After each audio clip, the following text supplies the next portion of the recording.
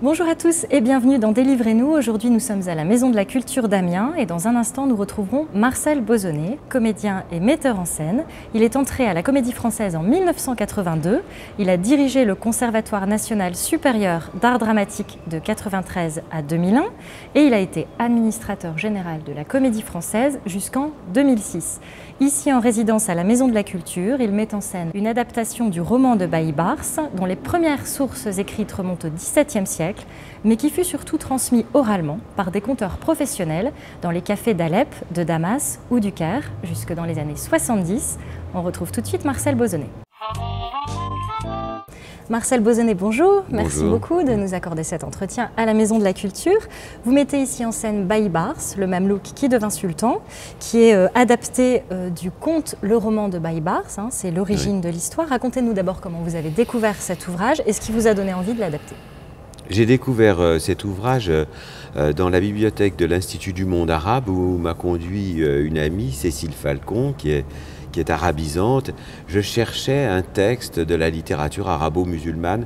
J'avais envie de travailler cette littérature. J'avais envie depuis très longtemps, je lisais de la poésie.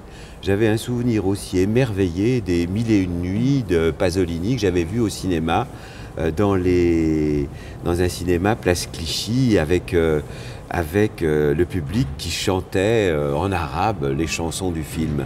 Et ça m'avait donné le sentiment qu'on ne présentait pas assez la culture arabe au théâtre. Et évidemment, on ne la présente pas parce qu'il n'y a pas au sens classique du terme de théâtre arabe. Alors l'histoire de Bailly-Bars, c'est celle d'un parcours initiatique, c'est ça aussi qui vous a séduit, l'évolution du personnage? Oui, c'est-à-dire que j'ai d'abord découvert Bailly-Bars. Le personnage Bailly-Bars, historique. je ne le connaissais pas, j'ai découvert que c'était un personnage considérable. Il est dans l'histoire à l'origine d'une rupture. On est passé d'une dynastie, je dirais, traditionnelle, à un état militaire. Puisque ce qu'on appelle les mamelouks, c'était des petits esclaves qu'on recrutait, qui venaient du sud, enfin des États qui sont au sud de la Russie, du Caucase, des Balkans, des stans, hein, comme on dit, des pays dont le nom se termine par stan. Et donc ces dynasties les éduquaient dans l'art militaire, mais dans d'autres arts également. Et eux, à un moment donné, ils ont fait un coup d'État. Et pour dire deux mots, quand même, il est resté dans la mémoire des Arabes, ça va expliquer pourquoi les conteurs s'en sont emparés, parce que d'abord, il était aux côtés de son roi quand il a fait prisonnier Saint-Louis à la bataille de Mansoura, notre Saint-Louis. Ensuite, il a tué son roi, tué son concurrent direct, c'est bien un coup d'État militaire, et puis il a pris les dernières places franques, et chose qu'on ne sait pas, que je ne savais pas, que j'ignorais totalement, c'est qu'il a repoussé les Mongols. Et que les Mongols, après avoir pris Bagdad, avaient pris Damas et chevauchaient vers Gaza. Et comme j'ai l'habitude de le dire, quand on était à Gaza, on était au Caire, et quand on était au Caire, on était à Madrid. Mais comme on le sait, vous le savez peut-être, les Mongols étaient allés tellement loin que la tête était tellement loin des extrémités que le pouvoir ne pouvait plus s'exercer. Donc ils sont revenus, mais lui il est resté comme ayant désenclavé en quelque sorte le monde arabe de ces deux menaces. Deux invasions finalement. Deux invasions. Voilà.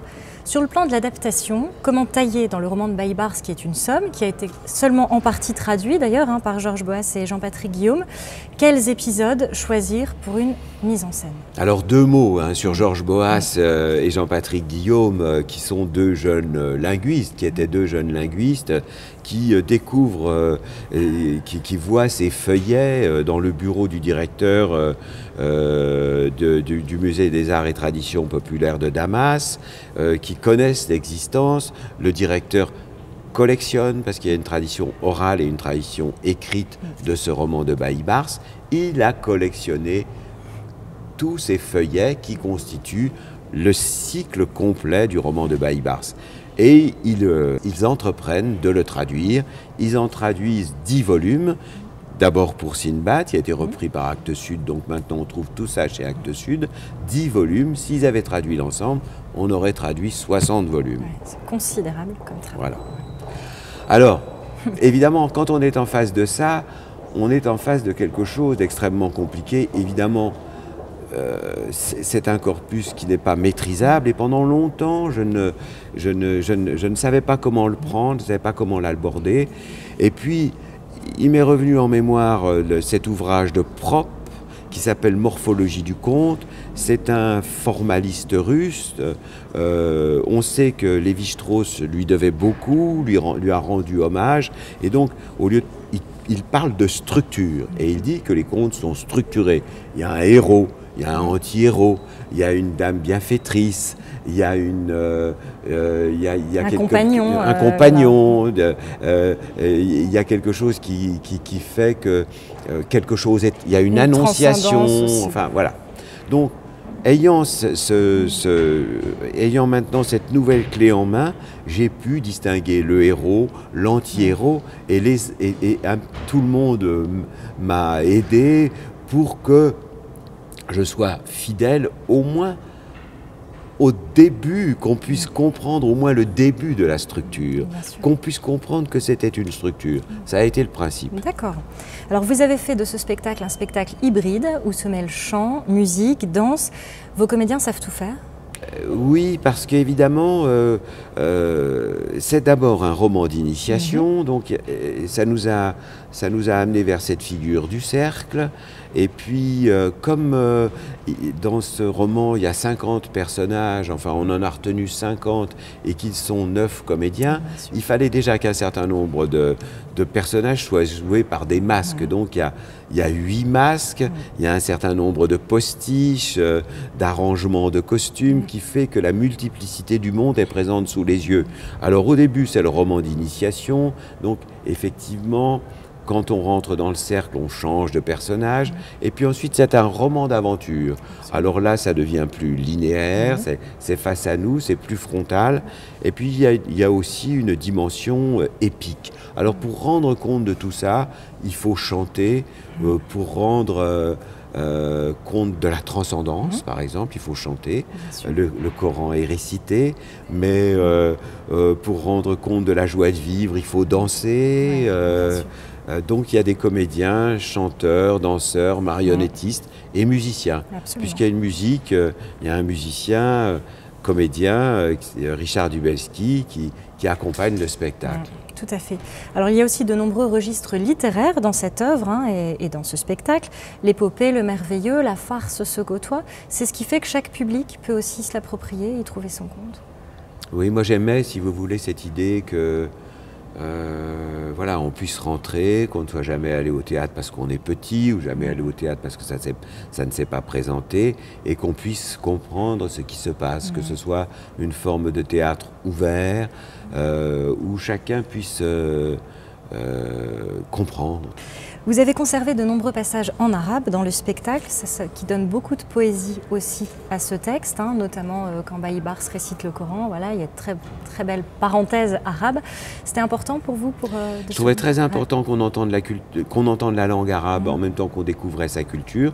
D'abord parce qu'il y a beaucoup de personnes en France qui parlent l'arabe ou on peut être un enfant qui entend parler ses parents arabes. Et l'arabe, c'est une tellement belle langue. Alors, il y a toutes formes d'arabe. Vous savez qu'il y a plusieurs arabes, puisqu'il y a tous ces arabes dialectales et puis cet arabe classique. Et donc, ça me paraissait vraiment très simple de faire entendre l'arabe, surtout qu'il suffit de surtitrer et comme ça on lit et on comprend parfaitement ce qui est dit. Et ce qui rend l'écrit aussi présent dans le spectacle. Et puis alors, justement, ça permet de parler aussi de ces comédiens, dont 2 comédiens sont syriens. Un comédien, Mohamed Al-Rachi, lui ne parle qu'arabe. Par contre, Ala Omran est bilingue et elle parle le français et l'arabe. Et puis, ils sont présentes aussi une comédienne libanaise et un comédien libanais. Le rôle principal est joué par un comédien libanais, donc qui lui aussi s'exprime en français et parfois en arabe. Et la cohabitation lors de cette création s'est bien passée? Il n'y a pas eu de complications par le barrage de la langue? Non. C'était un gros travail pour certains acteurs qui ne parlent pas qui connaissent le français, mais qui ne le parlent pas tout le temps, puisqu'ils sont immergés dans la langue arabe. Ça a été, c'est vrai, pour eux, un gros travail. Le jeu des comédiens est très soutenu par la narration de la conteuse ou du conteur tambour ou d'autres personnages d'ailleurs. C'était une façon pour vous de garder la tradition orale du roman de Baïbars? Oui, il fallait ne pas perdre le... il fallait effectivement, puisque ce sont des conteurs, que le personnage de la conteuse reste. Ce qui était compliqué ensuite, on le comprendra, c'est comment illustrer, puisqu'elle raconte les choses, puisqu'elle les raconte, il faut les illustrer. Mais c'est comme quand on ouvre un ouvrage pour enfants, l'illustration des contes. Donc on lit le texte et puis tout d'un coup on tourne la page et l'image est un grossissement de la situation ou la situation elle-même déplacée ou un seul instant de l'histoire racontée. C'est ça qui était difficile à trouver, mais c'est ça qui, du point de vue esthétique, était intéressant. Parce que d'une certaine façon, ça oblige à développer une esthétique de la naïveté. C'est un problème qui intéressait énormément Bertolt Brecht, qui s'interrogeait et disait on s'interroge peu sur les esthétiques de la naïveté. Dans le spectacle, les ennemis, ce sont les chrétiens d'Occident, les croisés. Alors, tout à coup, pour le spectateur que nous sommes, il y a une espèce de renversement des valeurs habituelles. Ça aussi, c'est intéressant. Oui, c'est-à-dire que si vous voulez, tout d'un coup, ce sont les croisades, mais les croisades vues par les Arabes. Voilà. Donc, effectivement, la violence, la méchanceté, la rouerie sont du côté des chrétiens. Enfin, comme c'est un conte, il faut bien dire que le méchant, alors le méchant, lui, absolu, c'est un faux moine, évidemment, mais c'est un faux cadi. Et le cadi, c'est l'équivalent du religieux, du moine dans le monde arabe. Il y avait effectivement une chose équilibrée qui est la profonde sagesse du conte.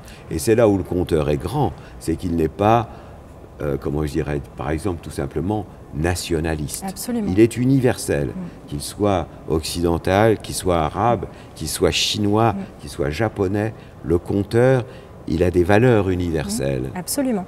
Lors du siège d'Antioche, au cours duquel s'affrontent les troupes de Baïbars et justement les croisés dont on parlait, l'action à ce moment-là du spectacle est extrêmement réduite. Par contre, vous avez choisi de mettre en lumière l'intensité du texte, qui est très forte, parce qu'il y a une grande violence, évidemment, qui n'est pas montrée, mais qui est vraiment très fortement suggérée par ce texte. Oui, c'est-à-dire que si vous voulez, je crois qu'on ne peut pas montrer...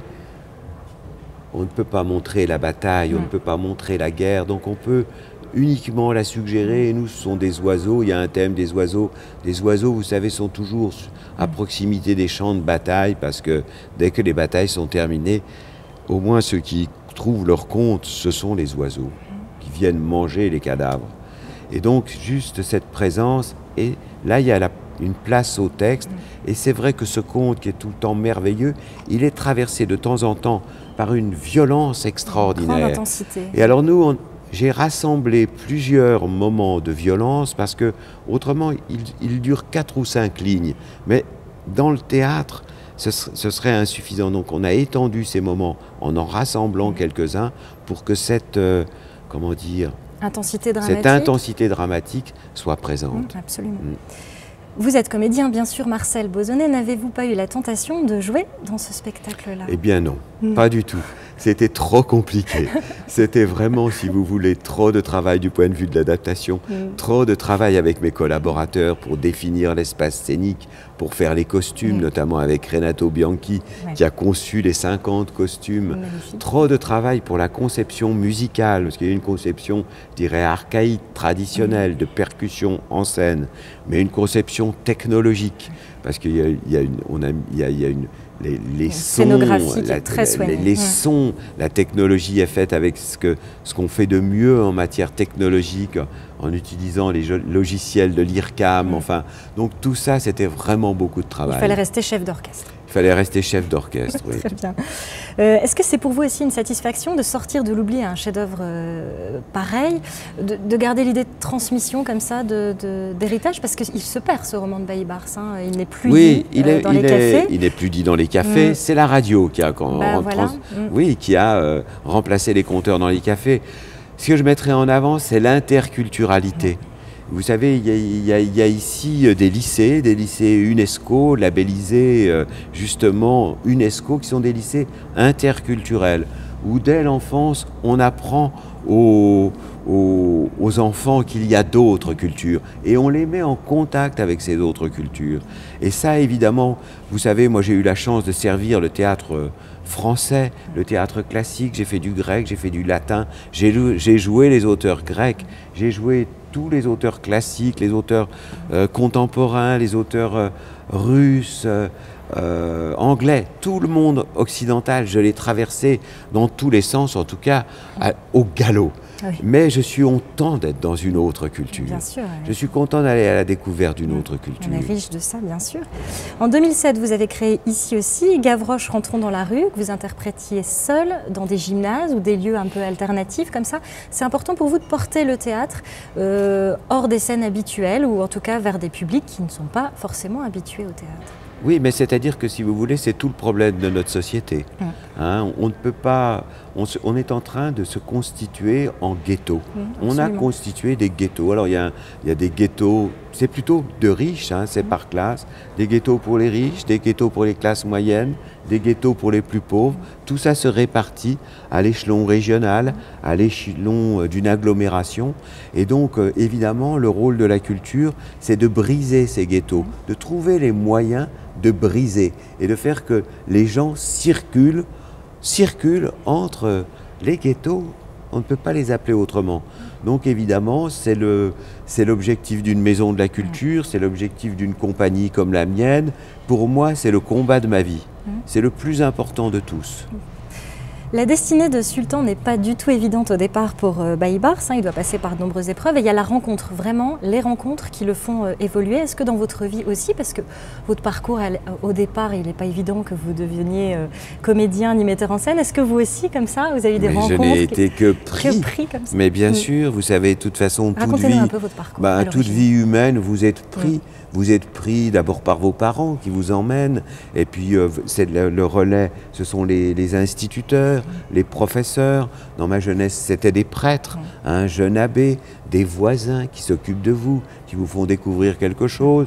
La chorale, les gens qui ont construit les cloches, qu'on entend, les cloches des vaches, enfin bon. Et puis un jour, un disquaire, vous entendez de la musique classique, tout ça, si vous voulez, vous êtes passé, vous n'êtes constitué que des gens que vous avez rencontrés, ça n'est rien d'autre. Alors moi j'ai eu cette chance-là, miraculeuse, d'être pris par mes professeurs, puis pris après par des associations populaires de la jeunesse et des sports, et puis emmené de lieu en lieu, d'apprentissage en apprentissage. Je n'ai pas fait d'école et j'ai progressé tout le temps. Oui, vous avez vécu plusieurs vies déjà, on peut le dire. Hein. Ah, j'en ai vécu pas mal. Je crois que je ne sais pas comment les calculer, mais j'en suis au moins à la 6 ou 7e. 6 ou 7. Alors la suite, comment imaginez-vous? Écoutez, pour l'instant, la suite, c'est vraiment continuer ce que je suis en train de faire ici, l'approfondir, reprendre une tournée dans les gymnases des collèges, reprendre une tournée dans les lycées professionnels et les lycées agricoles, améliorer, si vous voulez, cette première grande tournée qu'on avait faite, trouver des sujets proches de nos préoccupations et continuer et approfondir. Avant de nous quitter, je voudrais vous demander ce que vous pensez d'Amiens, puisqu'on est quand même sur une télé amiénoise. Vous vous sentez bien chez nous? Énormément. Oui. Je me plais beaucoup. Bon. Alors, si vous voulez, d'abord, c'est un très beau théâtre. La Maison de la Culture est un très beau théâtre qui m'a très bien accueilli. J'aime beaucoup cette ville. Je commence à y connaître beaucoup de gens avec qui j'ai beaucoup travaillé, avec qui on a déjà instruit tous ces projets. Et alors, figurez-vous que moi, j'aime la gare. Et j'aime cette grande traversée de la ville, cette rue piétonne. Non, j'aime ça. Je connais aussi bien l'agglomération. Et comme j'ai fait 36 gymnases, je connais bien la Picardie. La Picardie et ses gymnases. Très bien, merci beaucoup Marcel Bozonnet. Puis à bientôt pour de prochaines aventures. Merci beaucoup. Merci. Rendons-nous à présent à la librairie du Labyrinthe où Isabelle Marcet était récemment en dédicace à l'occasion de la parution de 2 nouveaux ouvrages. Les détails dans notre reportage. Nous avons rencontré Isabelle Marcé à la librairie du Labyrinthe où elle dédicaçait ses 2 derniers ouvrages, Les Dessous de la chèvre de Monsieur Seguin et Haute sécurité. Alors, le premier, qui est illustré par André Zetlaoui, est une façon de revisiter la chèvre de Monsieur Seguin et d'en voir un petit peu toutes les potentialités et tout ce qui fait le charme de ce conte de Daudet, paru dans les Lettres de Montmoulin. C'est un conte qui est avant tout, je pense, destiné aux adultes et qui nous met face à nos responsabilités, face à nos choix, notamment face au choix de la sécurité matérielle, affective ou de celle de la liberté, et face au choix qui consiste à accepter les règles de la société ou au contraire à vouloir les changer. C'est une sorte de parodie de commentaire littéraire. Je fais exprès d'utiliser le jargon linguistique qu'on nous sert depuis maintenant les années 70, qui est encore en vigueur, et de le détourner. Je me dis, il vaut mieux vraiment sortir de l'enclos, affronter le loup, quitte à périr, plutôt que de brouter son herbe insipide. Une herbe insipide est toujours la même, accrochée à une longe. Alors le deuxième, c'est une pièce de théâtre très courte, et volontairement courte, et dans mon esprit à destination d'élèves de collège ou de lycée, pour la bonne et simple raison que je pratique moi-même avec mes élèves, puisque je suis enseignante par ailleurs, le théâtre en fin d'année surtout, et j'ai beaucoup de mal à trouver des textes courts, des textes d'actualité et des textes qui puissent intéresser des élèves et se prêter à des jeux théâtraux. Donc cette pièce met en scène 3 personnages, et ce sont des personnages qui, contrairement à la chèvre, restent délibérément dans leur enclos et sont complètement embrigadés, complètement conditionnés. Leur enclos, c'est un bac à sable, donc ils se rasent les lignes dans le sable. Et voilà, en tout cas, ces gens-là restent dans leur enclos, sont persuadés que leur monde est parfait, qu'ils sont en sécurité, et c'est bien sûr une sécurité, une pseudo-sécurité. Je crois sincèrement que de plus en plus, il y a de plus en plus de règles à suivre. On nous impose, il y a des lois tous les jours. Je pense qu'on est tous hors la loi, potentiellement, et qu'on fait en sorte de nous rendre peureux. Il y a eu chez moi un désir de traiter ces sujets qui sont assez graves, finalement, qui nous renvoient à des questions existentielles de tous les jours, de manière assez ludique. J'ai travaillé beaucoup sur l'aspect visuel et puis les jeux de mots, et c'est un peu pareil dans la chèvre également. Alors je pense que la chèvre est aussi très visuelle à sa façon, notamment dans l'After chèvre de Monsieur Seguin qui suit le commentaire. Et il y a aussi des jeux de mots, beaucoup de références à la littérature. C'est un texte qui rend hommage au magnifique texte de Daudet, même si je pense que le message qu'il a voulu faire passer ne passe pas. Et la morale que je tire de cette fable, qui est autre que celle de Daudet, c'est que les cornes l'emportent parfois sur les crocs, et je conseille aux gens de sortir de leur enclos, de résister, sortez de vos enclos, jetez de petits pavés dans les mares, refusez d'obéir aux ânes ou aux veaux, et que résonnent nos sabots.